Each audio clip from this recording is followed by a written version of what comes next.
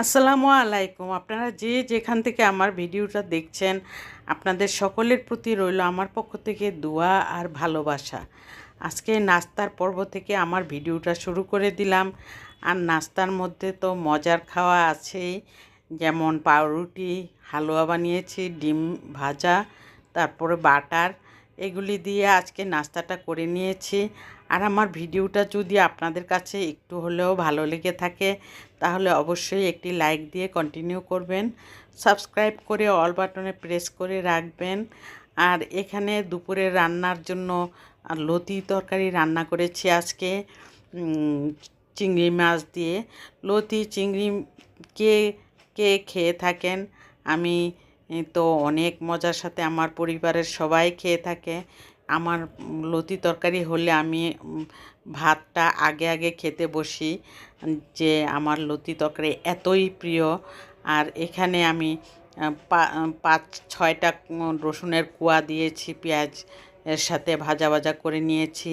নেওয়ার পর আমি হলুদের গুঁড়া দিয়েছি, দিয়ে আমি এখানে পানি দিয়ে দিলাম।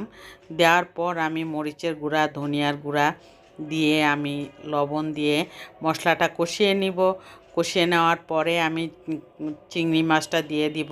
চিংড়ি মাছটা দেওয়ার পর আমি কিছুক্ষণ নেড়ে চেড়ে তারপর আমি লতিটা দিয়ে দিব। চিংড়ি মাছটা কিন্তু এখানে অনেক তাজা তাজা চিংড়ি মাছ দিয়ে আজকে লতিটা রান্না করলাম। এই লতিটা চিংড়ি মাছ দিয়ে অনেকে শুটকি দিয়ে রান্না করে, কিন্তু আমার বাসায় কেউ শুটকির গন্ধ নিতে চায় না লতি তরকারিতে, সেই জন্য চিংড়ি মাছ দিয়েই রান্নাটা করি। আমি খুব মশলার সাথে খুব মনোযোগ সহকারে লতিটা রান্না করি, যাতে ঝাল বেশি না হয়, দেখতে ঝাল ঝাল লাগে আর খেতেও অসাধারণ মজা লাগে। তখন আচার দিয়ে লতি দিয়ে আমরা ভাত খেয়ে থাকি। লতিটা আমরা খুব প্রিয় ভাবে আমরা পছন্দ করে থাকি আমাদের ঘরের সবাই। আর লতিটা দিয়ে ভাত খেলে অন্য তরকারির দিকে তাকানোই দরকার হয় না, এরকম লতি আমাদের পছন্দ। আর পছন্দের জিনিসটা একটু একটু যত্নের সহকারে রান্না করতে হয়। লতিটা দেওয়ার পর আমি ভালো করে নেড়ে চেড়ে, লতির মধ্যে কিন্তু পানি অনেক উঠে, দেওয়ার সাথে সাথেই কিন্তু দেখা যাচ্ছে অনেকটুকু পানি উঠে গেছে। তারপরে একদমই একদমই হাফ কাপ পরিমাণ পানিটা দিয়ে দিলাম আমি, যাতে লতিটা ভালো মতো একদম নরম হয়ে যায়। আর এই লতিটা এইভাবে রান্না করলে অনেক স্বাদের হয়। আর লতিতে যত পানি কম দেওয়া যায়, যদি এইটুকু পানি দিয়ে সিদ্ধ হয়ে যায় তাহলে তো কোনো কথাই নেই। আর আমি একটুখানি পানি দিয়েছিলাম, হাফ কাপের থেকেও কম পানি দিয়েছিলাম। তারপরে দেখুন লতিটা এত সুন্দর হয়ে সিদ্ধ হয়ে গিয়েছে যে লতি দেখলেই মনে হবে যেন খেতে ইচ্ছা করছে। আর সেই লতিটা এখন আমি কিছুক্ষণের মধ্যেই নামিয়ে নিব।